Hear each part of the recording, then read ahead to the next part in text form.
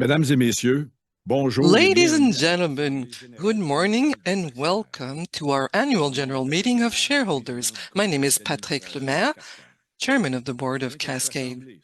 Although our meeting takes place in virtual format, we've made every effort to ensure that you can participate fully in our annual meeting. I'll now invite you to vote on each of the items on the agenda. I also encourage you to ask questions which will be answered at the end of the meeting during the question period. This meeting is being held in French. However, simultaneous translation into English is available, as you may have noticed when you logged in to the platform. Once again, thank you for joining us. I hereby declare the meeting open. I will act as chairman of this virtual meeting. With me today are Hugues Simon, President and Chief Executive Officer, Alan Hogg, Vice President and Chief Financial Officer, as well as Michael Guerra, Corporate Secretary, who acts as Secretary to the meeting. I am also pleased to note the presence in this room of the majority of our board of directors. Those who were unable to join us in person are taking part in the meeting virtually. I would now like to ask the Secretary to explain certain procedures related to the meeting. Thank you, Patrick. Here are a few points to bear in mind to ensure that the meeting runs smoothly. Registered shareholders and duly appointed proxy holders who wish to communicate with members of the management team or who wish to ask a question can do so in one of these three ways: by writing using the message box, by entering the telephone number in the message box, or by video conference by following the instructions on your screen. You can also ask your question when we invite you to do so. Only registered shareholders or their duly appointed proxy holders may attend, ask questions, and vote at the meeting. All other proxy holders may attend the meeting as guests. Questions will be dealt with only during the question period at the end of the meeting. Questions or comments that contain inappropriate language or disrupt the flow of the meeting will not be answered. We will not be repeating questions we have already answered or which are redundant. At today's meeting, all matters will be voted on using a single electronic ballot.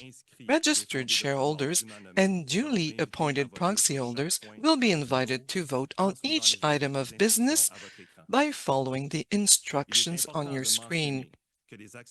It is important to mention that shareholders who have already exercised their right to vote in advance do not have to vote again and can simply ignore the online ballot. Thank you, Michael. I will now ask the Secretary to file the notice of meeting as well as the management proxy circular, the voting proxy form, as well as the certificate of transmittal of said documents, and then please keep them on file for this meeting. The documents are filed. Thank you, Michael. Representatives of Computershare Investor Services, the company's transfer agent and registrar, are acting as scrutineers for this meeting. They are counting today's proxy as well as those online. I am advised that the report is now ready, so I would like to invite Mr. Steve Gilbert to read this report. Good morning, Mr. Chairman. As scrutineers from Computershare Investor Services, Inc. would like to confirm that there are at least two shareholders or proxy holders that are attending today's meeting and as well as representatives. There are 74,498 shares, that is 73.9% of the 101,700,000 shares, and this is signed by myself, Mr. Gilbert, and Mr. Charles Beausoleil, and this report will be handed to you at the end of the meeting. Thank you, Mr. Gilbert. I hereby declare that this meeting is duly convened and validly constituted to deal with the items on the agenda. Once the rights have been exercised in respect to all items on the meeting agenda, the scrutineers will tabulate the votes for each item. The next item on the agenda is the receipt of the audited consolidated financial statements of the company for the year ended December 31st, 2024, as well as the independent auditor's report. I would ask the secretary to file the company's audited consolidated financial statements for the year ended December 31st, 2024, together with the independent auditor's report thereon and the affidavit of transmittal certifying that a copy of these documents was sent on April 11, 2025 to the shareholders who requested them. I am filing the documents. Thank you, Michael. The next item on the agenda is the election of the 11 candidates proposed by management and the board for the positions of directors of the company. Before proceeding with this election, I would like to take this opportunity to once again thank Mario Plourde for all his years of loyal service as a Cascade director. From student to president, Mario has been with Cascade for 40 years, including 11 years as president and CEO. As the architect of its modernization, Mario contributed greatly to building the company we know today. Under his presidency, Cascade carried out an essential strategic refocusing and modernized its asset base, management tools, and business processes. Mario also brought several major projects to fruition, including Cascade's largest ever investment at Bear Island, Virginia. On behalf of the shareholders, board of directors, management, and employees of Cascade, I would like to express our gratitude for his invaluable contribution to the company's success. Thanks, Mario. Can an authorized representative make a nomination for each of the 11 nominees? My name is Michael Guerra, shareholder. Mr. Chairman, I nominate each of the following nominees for election as directors of the company: Mr. Alain Lemaire, Mrs. Sylvie Lemaire, Mrs. Sylvie Vachon, Mrs. Michelle Cormier, Mr. Patrick Lemaire, Mr. Hubert T. Lacroix, Mr. Nelson Gentiletti, Mrs. Melanie Dunn, Mrs. Elif Levesque, Mr. Alex N. Blanco, and Mr. Hugues Simon. Thank you, Michael. Are there any other candidates to propose? Since there are no other candidates, can an authorized representative make a proposal for the election of each of these 11 nominees? My name is Alan Ogg, shareholder. Mr. Chairman, I move that each of the 11 nominees be elected to the board of directors of the company until the next annual general meeting or until their successors are elected. Thank you, Alan. Is this proposal seconded? My name is Michael Guerra. I'm a shareholder and I support this proposal. Thank you, Michael. The proposal has been moved and seconded. We remind you that for all proposals, voting rights are exercised by means of a single electronic ballot. Click on the For or Abstain button next to the name of each director candidate. The next item on the agenda is the appointment of the independent auditor for the 2025 fiscal year. The Board of Directors, on the advice of the Audit and Finance Committee, recommends that PricewaterhouseCoopers Chartered Professional Accountants be appointed as the company's independent auditor and that the directors be authorized to fix its compensation. I see that Michael Guerra would like to make a proposal to this effect. Mr. Chairman, I move that PricewaterhouseCoopers Chartered Professional Accountants be appointed as independent auditors of the company for the ensuing year and that the Board of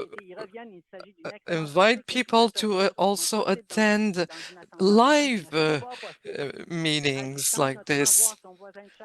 Because, when you're in person, of course, you can see who's around you, you can talk to the other shareholders. So, and on page 59, disclosure of languages mastered by employees.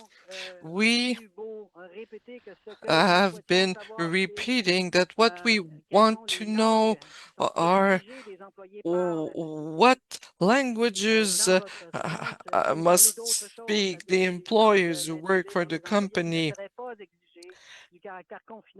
And then there's a mention of some confidential information, but we are sure that a company knows what languages are mastered by every employee that is hired by the company. So this is the information we wanted to know in view of the new regulations, amongst other places in Quebec. If an employee must master a language other than French, it must be included in the files. And according to a recent survey, it stated that the majority of the population, up to 70% of citizens, would like to have such this information disclosed. So we expected that, just like Québécois, Transat, and Air Canada did, that the company could disclose the information they have, but it was impossible to obtain that information from your company. So this is why, once again, we submit this.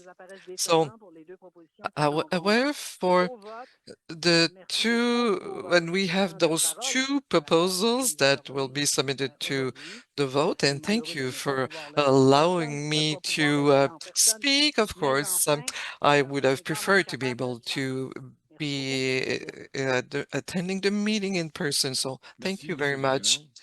Thank you, Mr. Gagnon. As you know, the Board of Directors has stated its position on the proposals in this solicitation circular and recommends voting against both proposals. If you haven't already done so, we invite you to vote on all the items listed on the agenda. I remind you that shareholders who have already exercised their right to vote in advance do not have to vote again and can simply ignore the online ballot. Once the electronic ballot is complete, the voting page will disappear and your votes will be automatically recorded. Registered shareholders and the proxy holders still have 1 minute to complete the electronic ballots. Once the voting is over, I'll ask the scrutineers to compile a report of the voting results on all the items on the agenda. We will be back shortly for the unveiling.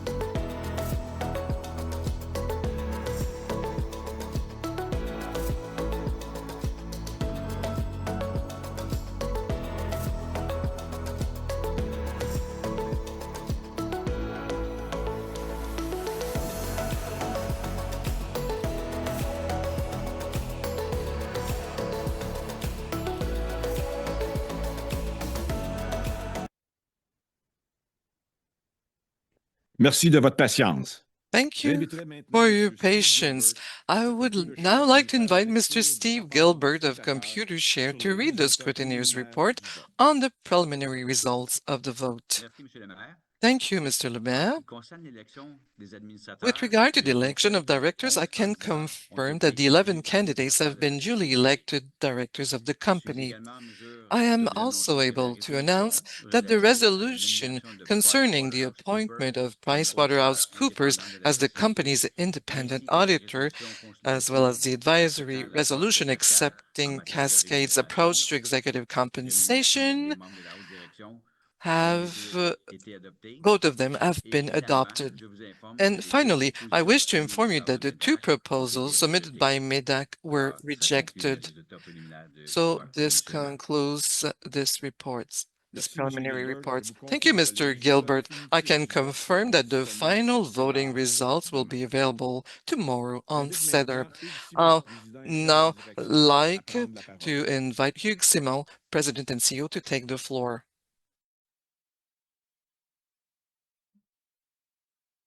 Bonjour à tous et à toutes. Je vous remercie d'être avec nous Good aujourd'hui. morning, everyone, and thank you for joining us today. On behalf of the entire management team and our board of directors, I would like to thank you for your continued support throughout the year.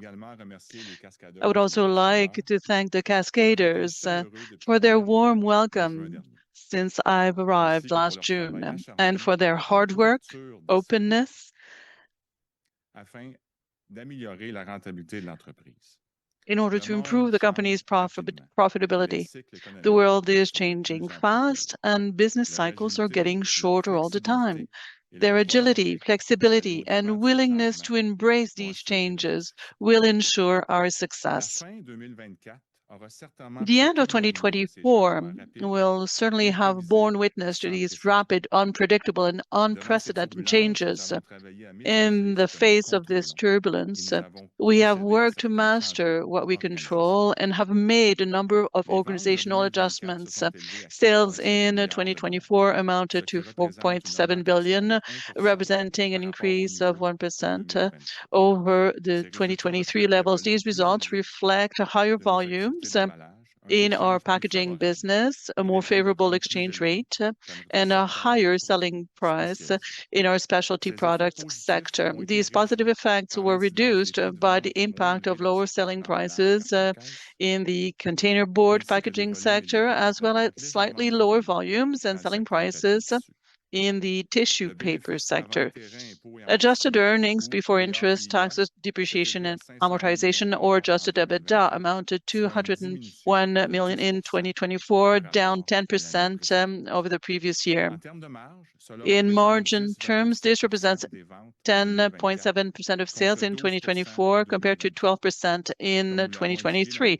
As we indicated in our annual communications, this decline is attributable to higher raw material costs and lower selling prices in our sector of container board for the first half of the year. These effects more than offset a reduction in operating costs and the benefits of the combination of higher sales and volumes.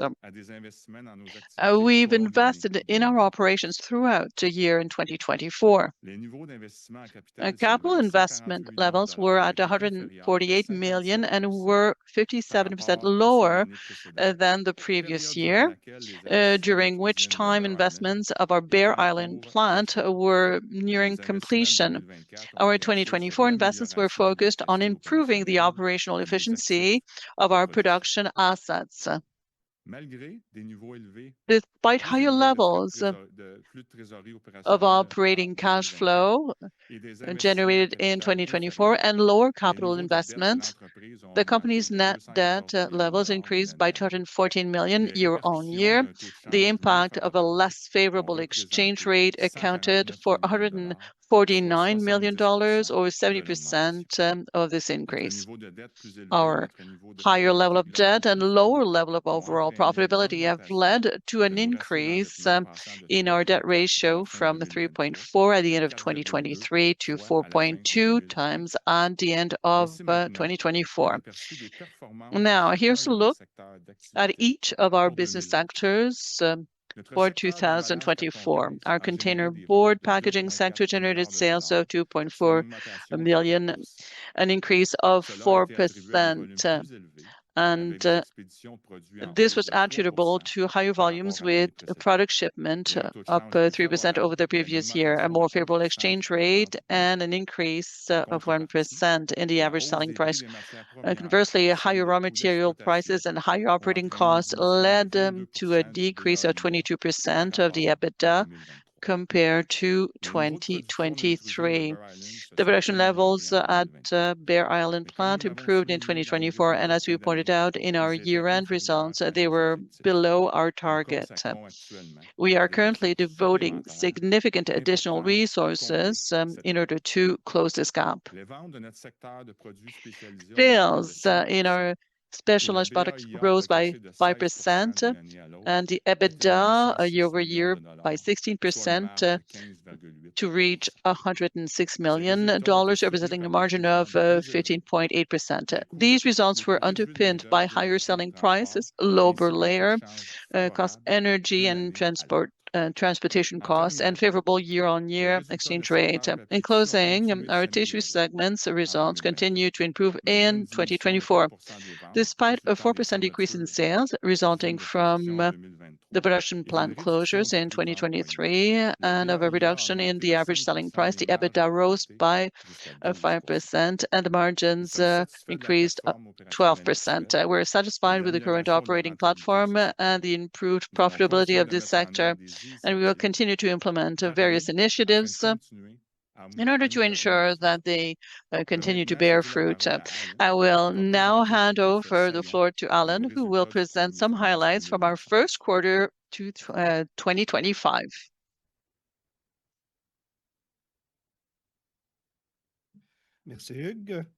Thank you, Hugues. Good morning, everyone, and thank you for joining us today. As Hugues has presented the highlights of our 2024 operating and financial results, I will focus my remarks on the results of the first quarter of 2025, which were released earlier this morning. Sales of the first quarter reached $1.15 billion. This result is slightly lower than the $1.2 billion in sales for the fourth quarter in 2024 and represents a marginal improvement over the $1.1 billion in sales for the same period last year. Year-over-year, sales levels reflected higher average selling prices in the packaging segment and a more favorable exchange rate across our businesses, and this was partially offset by lower volumes. Compared to the previous quarter, sales levels benefited from higher prices and a favorable exchange rate offset by lower volumes in the packaging and tissue paper sectors as a result of macroeconomic uncertainty and negative consumer and business confidence. Now, if we take a quick look at raw material prices, they show that average prices for old cardboard decreased by 6% compared to the fourth quarter, while prices for white recycled fiber increased marginally by 5%. Commercial pulp prices remained relatively stable, with softwood prices of which is up 4% and hardwood prices down 2% compared to the fourth quarter levels. Year-over-year, prices of old cardboard declined by 23%, while prices of white recycled fibers declined by 12%. Pulp prices increased compared to the same period last year, with increases of 22% and 4% for softwood and hardwood, respectively. Now, let's turn to our consolidated operating income and adjusted EBITDA for the first quarter. The company generated operating income of $50 million during the quarter, significantly higher than the operating income of $9 million recorded in the same period last year. Consolidated adjusted EBITDA increased 21% or $22 million year-over-year, driven by higher average selling prices in our packaging business and a slightly more favorable exchange rate and lower transportation costs.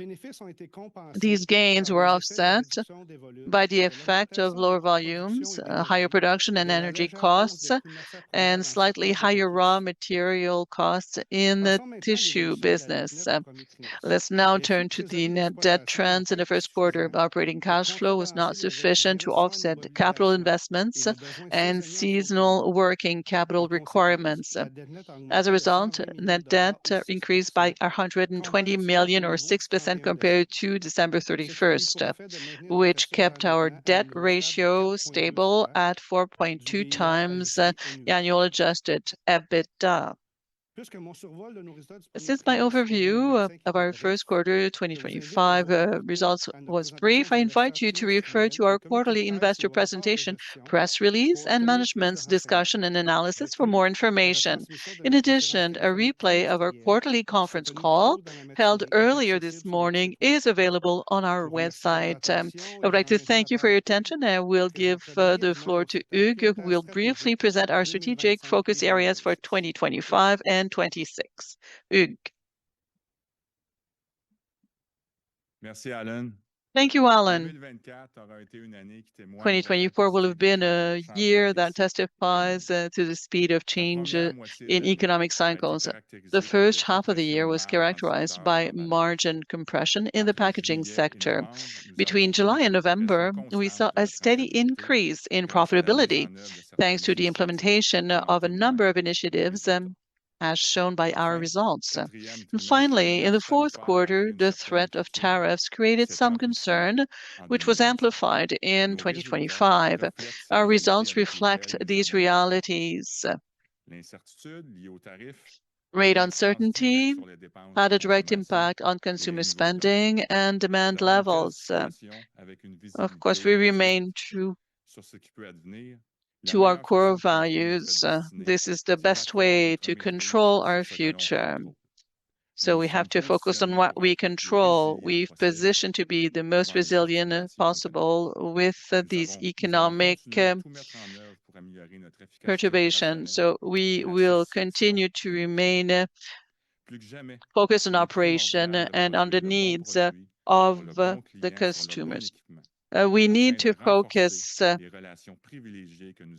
on the privileged partnerships that we have. We are already on the road to excellence. The work is well underway. We continue to identify and implement the areas for improvement and create value. Our focus is on prioritizing and, also be rigorous on execution of our action. The customer is and must remain at the heart of all of our decisions. The success of our actions obviously depend on the commitment and creativity of our cascaders, and we will continue more than ever to put their health and safety first. We will also continue our efforts to reduce debt. To achieve this, we will limit our capital expenditure to less than 175 million by 2025. We also intend to monetize around 80 million in unused non-strategic assets over the next 24 months. There are priorities we are focusing on for the next 2 years. We'll build on recent investments and profitability initiatives. We have identified these measures will help strengthen our business platforms and position Cascade to create a value for our shareholder. Sustainability and the importance of an efficient circular economy is at the heart of our strategy. And we remain true to our core values and continue to guide our customers in their choices as we have done over the past 60 years. In fact, in 2024, Cascade continued to distinguish itself in its achievements, and we continue to be recognized. Once again, this year, we were included in the prestigious Global 100 ranking of the world's most sustainable companies.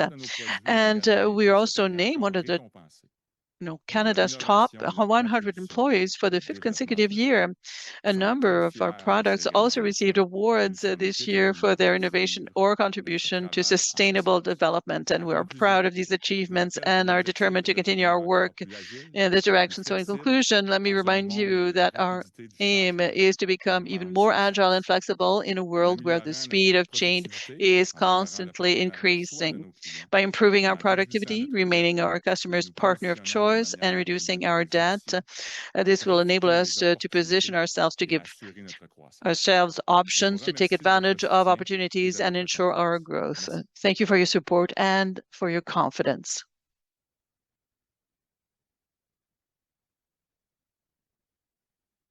Merci, Hugues. Merci, Alan. Thank you, Hugues, and thank you, Alan. We're now at the question and answer period. We will take questions from any registered shareholder or duly appointed proxy holder. To ask a question, click on the Ask to Speak button in the broadcast tab. You will be asked to authorize the use of your microphone and camera, and you will be then placed in the virtual queue. If you choose instead to ask your question via the chat box, we'll summarize your question and read it out, and we'll read out the name of the person who asked the question, and if applicable, the name of the entity they represent. If you wish to ask a question over the phone, enter your telephone number in the chat and click on the send button. You will receive an automated call from the system, and then you will be able to ask your question when prompted.